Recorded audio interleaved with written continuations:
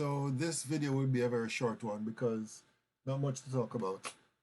Here we'll be basically relating the strength of an acid to the molecular structure. So the first thing we're going to talk about is, well, so let me just show you this first. Actually, let me come to here, right? So I should have started here. So what we'll be looking at first are binary acids, right? Binary acids are acids where you have hydrogen and another element, and that's it, as far as the elemental makeup of the acid. So when a binary acid HX dissociates, it forms X plus and X minus, right? And what we're going to look at is basically how the size of the atom here, the X, how does that affect the acid strength? So you'll notice among the hydrohalic acid, hydrofluoric, hydrochloric, and so on, you'll notice that as you go down that group, the bond energy or the energy required to basically break up that bond decreases, and there's a corresponding increasing acid strength, right?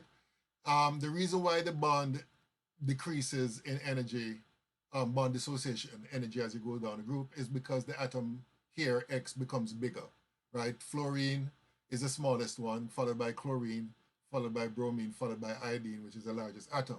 So the longer the bond, basically the weaker the bond, and therefore the greater would be the acid strength. So as stated here, the stronger the bond between H and X, the weaker the acid. So that's why hydrofluoric acid is the weakest of these acids, and then the other acids increase in strength as you go down the group. All right. So that's a trend as far as the acidity is concerned. Hydrofluoric acid is the weakest, followed by hydrochloric, followed by hydrobromic, followed by hydroiodic. And you'll see similar trends for other groups, such as the acids in group 6A and so on and so forth. All right.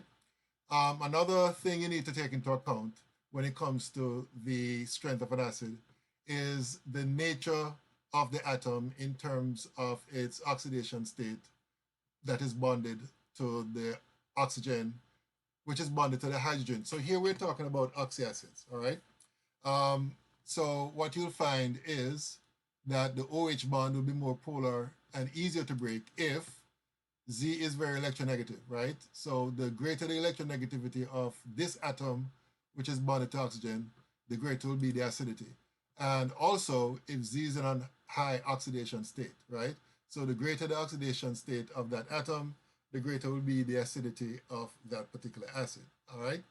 So if you compare, for example, this acid, carbonic acid, to, let's say, nitrous acid, what you'll find is that nitrous acid is more acidic compared to carbonic because the nitrogen here is more electronegative than the carbon here, all right? In fact, let me see here. This is going into more detail. I think this is a better comparison. If you compare these two acids, right? Chlorine versus bromine, the structure is still the same, but the difference here is that you have chlorine here, you have bromine here. What you're going to find is that this acid, which is perchloric acid, would be stronger compared to perbromic acid because chlorine is more electronegative than bromine. So therefore, that's basically the trend that you'll observe because chlorine is more electronegative than actually this is chloric acid, not perchloric. Chloric acid would be greater in terms of acidity compared to bromic acid. Okay, another thing we need to talk about is, of course, the oxyacid, where the Z atom has a greater oxidation number. And as we said before, the greater the oxidation number of the Z atom, the greater would be the acid strength. So if you compare, for example, hypochlorous to chlorous, what you'll find is that hypochlorous will be a stronger acid because the chlorine here has an oxidation state of +3, whereas the chlorine here has an oxidation state of +1.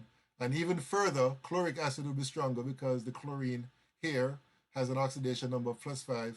And then further, with the perchloric acid, the oxidation state of chlorine is +7, all right?